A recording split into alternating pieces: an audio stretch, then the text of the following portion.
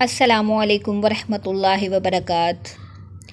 آج ہم ایک محرم الحرام کے خاص دن پر بات کریں گے کہ نیا اسلامی سال ہمیں کیا پیغام دیتا ہے اور ہم اس سال کو توبہ، نیت اور عبادت کے ذریعے روحانی طور پر کامیاب کیسے بنا سکتے ہیں۔ محرم الحرام کا مہینہ۔ محرم اللہ تعالیٰ کے ان 4 مقدس مہینوں میں شامل ہے جن کا ذکر قرآن مجید میں آیا ہے۔ اِنَّ عِدَّةَ الشُّهُورِ عِندَ اللہِ اثْنَا عَشَرَ شَهْرًا، سورۃ التوبہ آیت نمبر 36۔ یہ مہینہ امام حسین کی قربانی، صبر اور ہدایت کا مہینہ ہے۔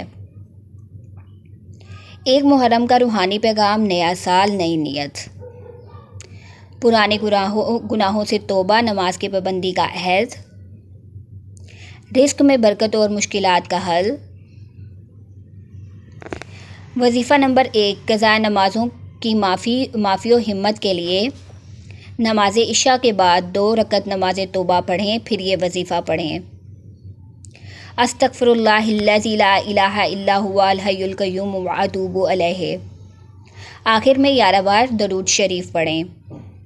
وظیفہ نمبر 2: رزق، برکت اور مغفرت کے لیے ایک محرم کی رات یا دن میں یا وہابو یا رزاقو یا غنیو 313 مرتبہ، اور ہر بار اللہم اغفر لی وارحمنی وارزقنی واہدنی